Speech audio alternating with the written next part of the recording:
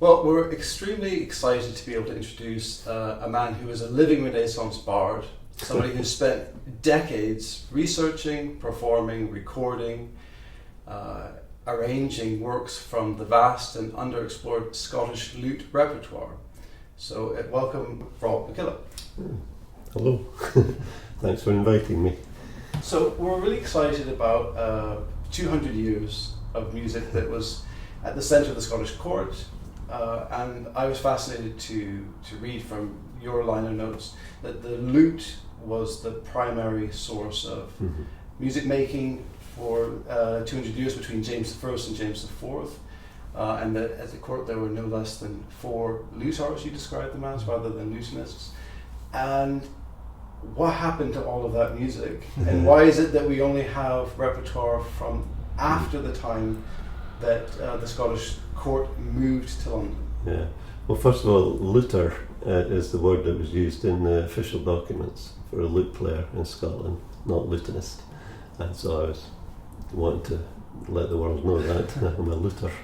And we get payments to the musicians, all documented. And there's a lot of lute players. And we know from some of the comments of what was going on at the court that lute players were involved in music making, as well as other instruments, but they were definitely there right from the start. And, in fact, it goes way back to 14th century, I think.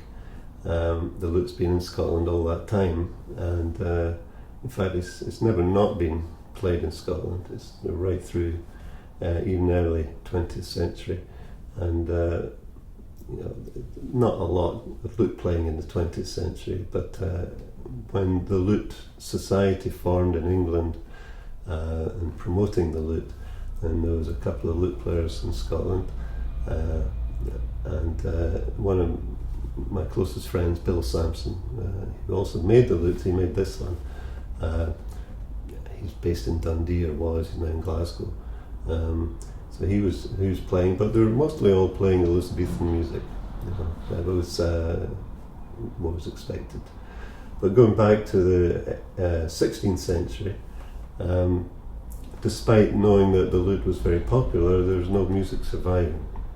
That's because they didn't write it down, and the lute players were playing in ensembles, so they would play an ensemble part, or they would improvise accompaniments for singers and so on. So there was no great need for them to write it down. It wasn't until the court disbanded 1604 and James VI went down to England to be James I and VI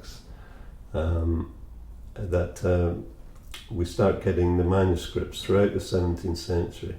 People are writing down traditional airs, tunes that they knew, but the very first manuscript, the Balcarres, no, what's the last one? The Rowallan manuscript from Rowallan Castle. It has some music that we know was performed at court, and so we can reconstruct, just from having the basic tune in the manuscript, we can reconstruct the type of thing that was going on at the court at the time. Also, there's a lot of part music for singers. 3 or 4 parts, sometimes 5 parts, and it was very common for lute players to play 2 or 3 of these parts, not just in Scotland, but in most European countries. The lute player would play 2 or 3 voices and leaving 1 voice for a singer. So there's a body of lute song to be found in these vocal manuscripts. Again, not published, but we've got them in manuscript. What language would they have been using? Well, there's Scots English, there's some great usage of Scots language in there. And of course, even the English words would be pronounced with Scottish accent as well. And so I did a recording, I call it the Full Monty, but it was Alexander Montgomery. He's one of Scotland's greatest poets in the 16th century. And his songs are absolutely wonderful. I recorded the complete songs that we have of him with a singer. And in that case, we had 4-part vocal harmonisations that survive. In the Thomas Wood part books, Thomas Wood, St Andrews based, it was amazing, a hero to Scottish music, because the Reformation had been in going full blast, and he was told, as all the musicians were, to leave out the curiosity of the music. In other words, to make it plain and dulce, as they called it, sweet. It's a bit like going from polyphony to monophony, where in church everyone sings the same tune at the same time, and so all this incredible music we have. Robert Carver.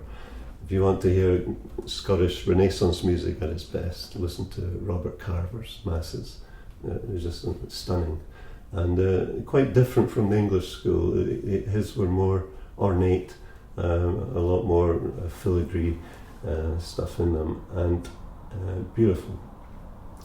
So Thomas Wood kept a secret manuscript, and he illustrated it with his little drawings, and he says that, I hope if someone finds this manuscript in the future, they'll keep it because of the nice drawings. And it survives. So is this purely, like, is it Vocal chansons? Like, yeah. And is this from the French chanson tradition? No, it just, it was Scottish tradition at the time, a courtly tradition. It was a kind of European courtly tradition. There's a lot of great songs. You can hear, I think that album is on Spotify. I'm not 100% sure, I think it is, you can hear. So it's nice, with Paul Rendell, the singer. And we work with Jamie Reid Baxter, who's an expert in Scots language and pronunciation in historical eras. So you can hear that in the singing. So that was well. So there's a lot of music from that time that was played on the lute, but you have to do a little detective work and piece it together again. Now, come the 17th century, all the Scottish manuscripts for lute survive from the 17th century, right from the beginning to right at the end. The Balcarres just creeps over into the 18th century, and there's quite a transition between them. You can hear different influences coming in, and always looking forward to what's coming up in music. And yes, it doesn't sound like English Renaissance music or French or Spanish, Italian, whatever. It's quite unique, uniquely Scottish a lot of the time. And I think one of the problems that's not played much is people either view it as an oddity, and so they might program one as an encore or something to put in, something a bit different. There must be a certain difficulty because some of them survive as fragments. And I think you mentioned that actually it's quite tricky because as a performer you have to be able to sort of see this is the starting point for which you might need to compose or improvise quite a bit for the piece to take form and shape. The pieces are generally short, as they were. A lot of the repertoire throughout Europe was generally short pieces, dance pieces or whatever. And it's good to be able to improvise or compose, if you like, different variations on them. I do that occasionally. But my main point I was trying to get back to, I was wanting to present it as a thing in itself, not something that could just be tagged on at the end of a concert or something. So my recordings were purely Scottish lute music. The whole album, I would do concerts that were the whole concert was Scottish lute music. And there's enough variety to keep the interest. Also commission new works, from various composers, and give first performances of them and so on. Eddie Maguire, you might have heard of. John Maxwell Geddes, sadly no longer with us. John Purser. They all wrote amazing works for the lute. So I was able to do complete concerts with a real array of sounds. Now, I'll talk about this instrument. This is a 6-course lute, and a course could have a single string, or two unisons, or octaves. So a bass note and another note and an octave above. This was because the thicker the gut string got, the less definition it would have. So if you pair it with something an octave higher, that brings out, you don't separate them, you just play it as one note, and it comes out as a little buzz on this. There you go. Just as one note really, but the whole definition is there, the low octave and the higher partials. So that's why you see the octave string. Compared to a guitar, it's like the guitar tuning with a third string down a semitone. Now, pitch is another thing. We have what we call a nominal pitch. In other words, we pretend that every Renaissance lute had G on the first string, even though in historical practice the lutes were of different sizes. It would be impossible to have the same pitch. And this is why they used tablature, so they could use the same fingering on any instrument, no matter what its string length, and play the music, so you didn't have to transpose or do awkward fingering to get something that would be quite simple otherwise. So tablature was the way it was all written down. Now, don't knock tablature, there's a lot of knocking of tablature these days, but if it was good enough for John Dowland's chromatic fantasies, then it's good enough for, playing any other music on. And Bach also used tablature for organ, we know that. This is a 6-course lute, which would have been used throughout most of the 16th century. So all the things we were talking about earlier, the songs, accompanying singers, you'd be using a 6-course lute. And so that could be done on a guitar. This instrument is tuned quite low, so my first string is actually an E, like a guitar. So I'm in guitar tuning with the third string down a semitone, but mentally I'm thinking this is G. And you have to have this kind of schizoid quality when you're playing lute music, is to think in one key but fingering in another. It's just part of the job. It's quite easy to do after a while, especially if you're reading tablature. So, now, the music I'm going to play was actually written for 10-course lute. My 10-course lute is away getting repaired at the moment. So I thought, I'll play it on this, and then if you're a guitar player, a 6-string guitar, anything I play on this instrument you'll be able to play on a guitar. I'm going to start with a tuning prelude, because it seems a good thing to do when you start off, check your tuning. I used to do this a lot, so much so that in concerts I used to completely improvise a prelude, and it just came out to the audience. It's not as frightening as it seems. It doesn't have to be Bach like preludes or it's anything, something simple just to check your tuning. And in Scotland, these manuscripts have what's called a piece called a port, P-O-R-T, like port, but it's nothing to do with boats. Port, just in respect to the lute manuscripts, it clearly meant a tuning prelude. And here's one. And when you tune a lute, you want to tune the octaves. Just make sure everything's in tune, and then listen to this piece.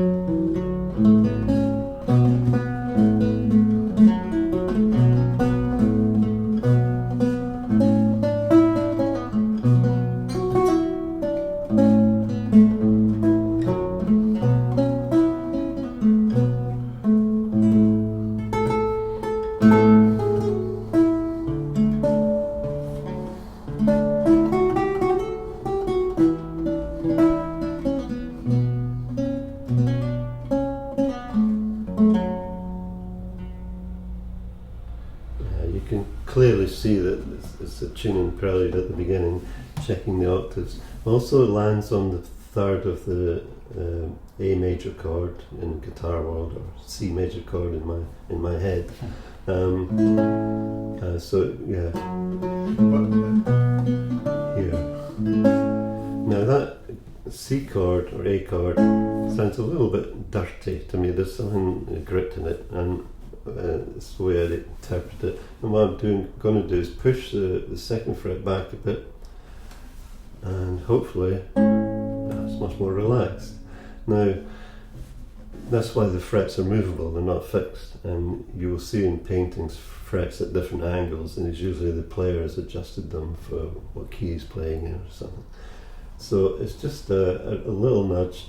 Now, the problem is, it's not just that string that's moved back, it's, I've put it at an angle, so maybe the top 3 strings have moved back, so I have to change that. No, it's okay now, that octave.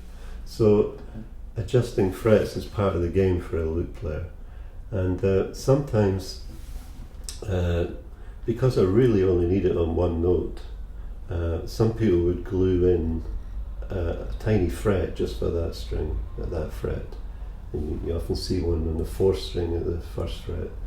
That note is usually out of tune, and occasionally you see them up the fretboard, and these little frets were called tastini. And again, you can see them on paintings, people are using them. Some people use them today, I've used them a few times. I haven't got one on this. There's a little bit of distortion in sound you might have heard, it's because the glue's getting undone. Bright lights here. But I have to push that in. There's supports underneath the rows where the glue is coming undone. That's better. So, yeah, that kind of sensitivity. That kind of sensitivity is needed for playing the lute, so that you get the instrument in tune. Because sometimes you would see lutenists play pieces in the same key as a set, and then they would then use this adjustment perhaps to I mean, if to you're ensure going the tuning is a bit more pure. From a flat key to a sharp key, you might need to make adjustments, or have the tastini in place. And, you also see them on viola da gambas, because they're a fretted instrument like a lute, and they have split frets. We've got one line going across, one string, gut string going across, but they do it twice, and you can push them apart a bit so you can get that. It's quite useful to do, and some lute players do it. And would there have been some bending of the string, deliberate bending of the string to affect the intonation? No. Well, if you're out of tune and you hear it, maybe, but no. We need a whammy bar on it. But no, it's no bending involved. It's I've heard the term tuning prelude before, and I always wondered if you're in the midst of playing this complicated piece, how on earth you're meant to start adjusting the tuning pegs. But as you're saying, it's more, the adjustment would have been micro adjustments with the frets themselves. I mean, hopefully you could hear the difference when I played those 2 A major, C major chords. It wasn't so much the pitch that changed, it was the feeling of the instrument being more relaxed, when I moved it. And it's micro tuning, but it makes a difference to the overall sound of the instrument. So I deliberately had it in standard place before I started, so that I could show afterwards what it's like when I change it. So it's hard to do that on a guitar, I'm afraid. I wish we could, because on the guitar, for people, guitarists watching don't play the lute, like you play an E chord and then you take the 3rd string, the G, and you just tune it down a touch, it'll sound really super nice. But then if you play a C chord, it's going to sound horrible. So it's just so you can tune to the key, but on the guitar, you don't have the flexibility that you have there. So the E major on a guitar, tuning that G sharp perfectly will throw your C chord out completely. We've got used to music being equally out of tune. But when you go back into historical periods, people get really uptight about temperaments, bad-tempered about temperament, and how it matters so much. You know, more so in the Renaissance period and the Baroque, things were moving towards some kind of equal temperament. Not quite what we would call equal temperament today, but close to it. You know, we use, I use something called ClearTune. It's an app you can get. I'm not sponsoring it. You know, it gives you any temperament you want, any pitch you want, and it's a fantastic app. There are others available. Particularly if you're not modulating, you can use well, you know, you look at Dylan's chromatic fantasies, you know, if you play them in what would be equal temperament, if you're doing a guitar, guitar's not an equal temperament instrument, you know, let's face it, what we're talking about is, it's impossible to have equal temperament unless you have a different fret for each note, which some people have developed, in Germany, I think, at one point. That goes back to the 19th century guitar when they had an harmonic guitar, where every note had its own little fret, or you could move the frets, and it's not a new thing. So musicians have been concerned about that for a long time. But after a while, you kind of get used to accepting that things are going to be slightly out here and there. I mean, on a classical guitar, yes, sometimes if I'm doing a chord, like a two-note chord like this, I might need to stretch the pinky a little bit this way, pull the string a little bit to get it in tune, or push it further into the fret. Depends how sensitive your hearing is. So you will get to know as you practice the piece, at that point I'm going to have to push into the fret more or pull back a little bit. But with the lute and tastini, we can set all this up beforehand. That said, not many lute players do it these days, so a few, but not many. But it's important. So that's why I wanted to play that piece. And I'm going to go on to Gypsy's Lilt. It's a piece that's caused arguments. I'll play it first and see what you think.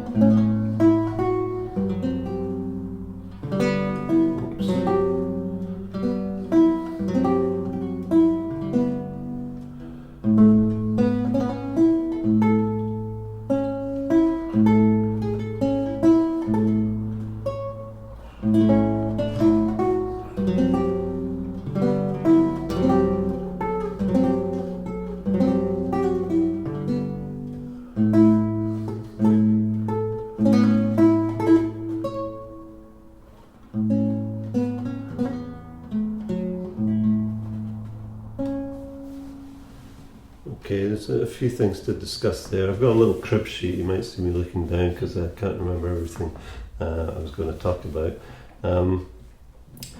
This analysing this piece, people say to me after concerts and a few times, I love the bagpipe piece. And it's an unusual piece, it has to be said.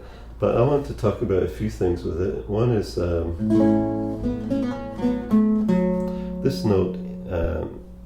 I'm thinking A in lute world. You think it is F sharp. Remember, your third string will be down a sense, so that would be F sharp.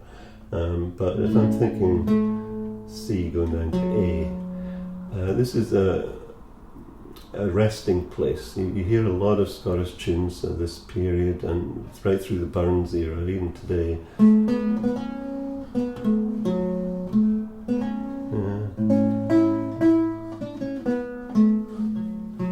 Going to that A instead of the B,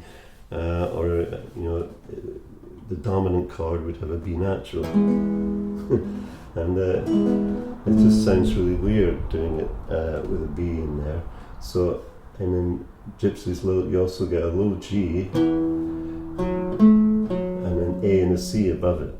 You know, what chord is that? G, A, C. You know, there's a lot of strange things going on, but these were standard things in the Scottish repertoire, and we have to accept them, and I love them. Another thing is the flat seventh. We sometimes get that. In fact, there's a piece called Salve Splendor, written by the monks at Inchcolm, a wee island in the Forth River. And it's really funny because they're singing in Latin, and translated as Lord save us from the English, way back in the 13th century. You know, the English pirates were coming up the Forth and attacking them, taking their food and their precious metals if they had any. But anyway, there's this song, and it's a kind of bluesy thing. It's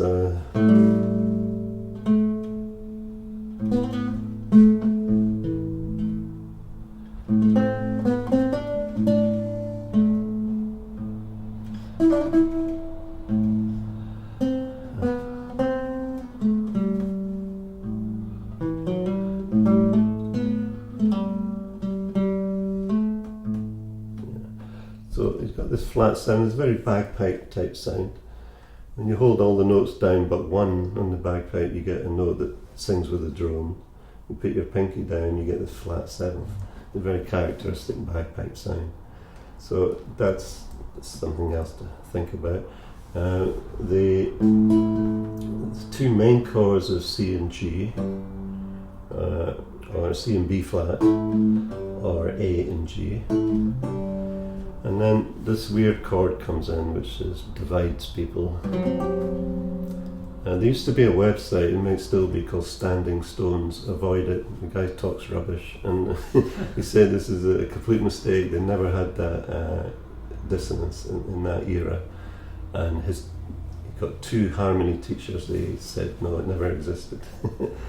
Well, all three of them clearly haven't looked at the original manuscript, which has the piece twice on different pages, and never is this chord to this one changed. It's always in the same place, and it happens many times throughout the piece. So they definitely meant it. You know, he wrote it out twice, and those things are the same, but other things changed. So we have to try and come to terms with it. What's going on? We kind of use anachronistic language to try and understand it. So these two notes might be so let's say they're tonic of a G chord. If I take the two G's off and just look at what's happening on the second and third string, it's all very sound sane, something we've heard many times. You know, it's a dominant seventh, D seventh, I'll add a D in, to G. You know, there's nothing weird about it. And what's weird is that we've got this tonic pedal in there.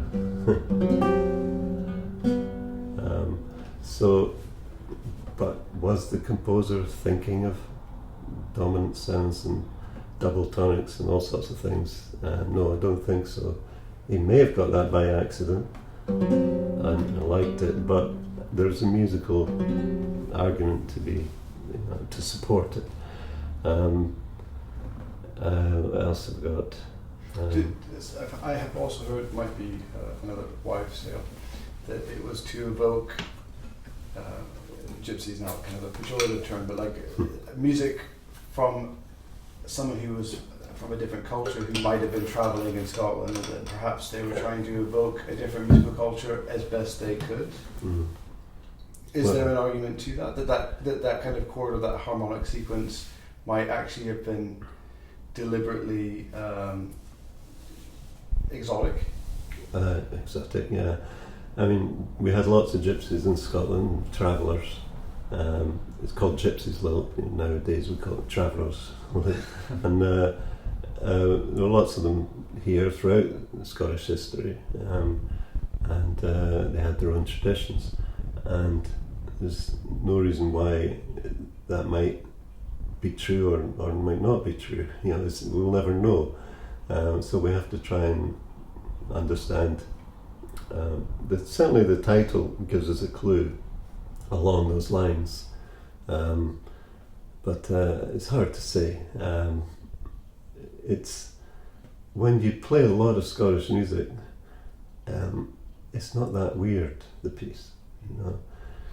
I call this chord the glamour chord, the old Scots word glamour. It's kind of weird, mysterious chord, and the word glamour we use today is an old Scots word, and for me it kind of sums it up. But yeah, we can romanticize and dream about how it was composed, and that's okay. But just playing it, as long as you're just aware of all aspects of what's happening on the lute at that time. It starts in C, so I'm going down to that. It's what people call a double tonic. You hear a lot of tunes, that chord sequence. You hear them today in fiddle music. There's one in the Scottish manuscripts. So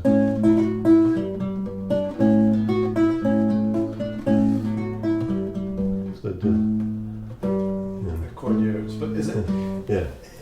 Is that evoking bagpipe music? No,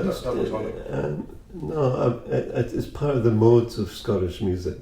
I'm saying you're either going to go down to an A, to there, or you're going to bring in that B flat, the flat seventh, and if you put that an octave lower. Some people don't know that as like Mixolydian mode. Again, we're people thinking, oh, I'll use the Mixolydian mode. It kind of comes afterwards. People try to analyse what they were doing, and you bring in all these terms, double tonics, Mixolydians, flat sevenths, it's 5/1 cadences. It's just, I don't feel that's what they were thinking of.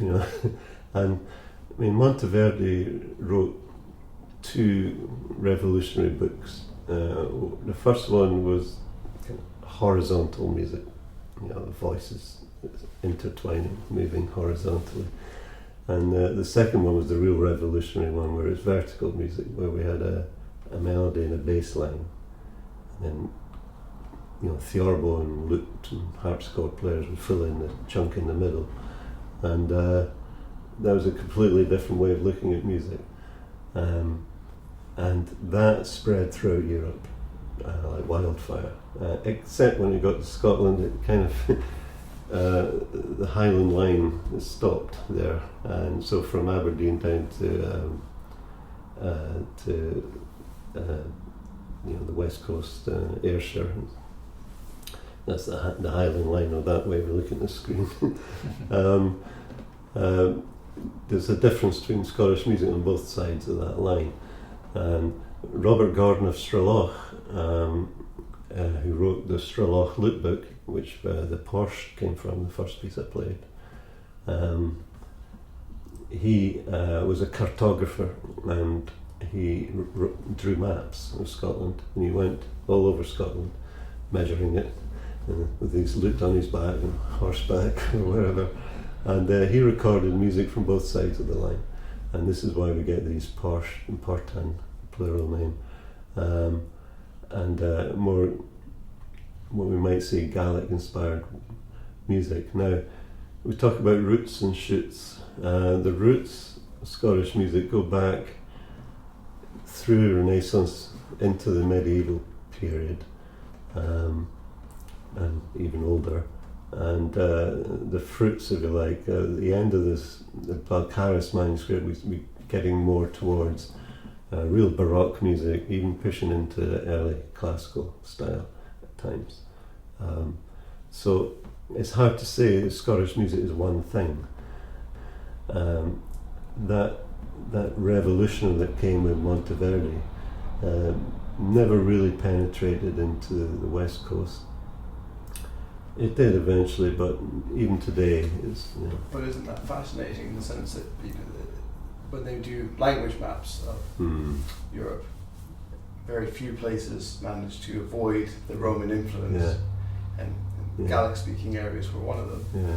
So in a way, that music is from a very, very ancient past, and the fact that it didn't sort of succumb to the outside influences meant that that music was then being brought to the Lowlands and then being exported that way, rather than being overridden.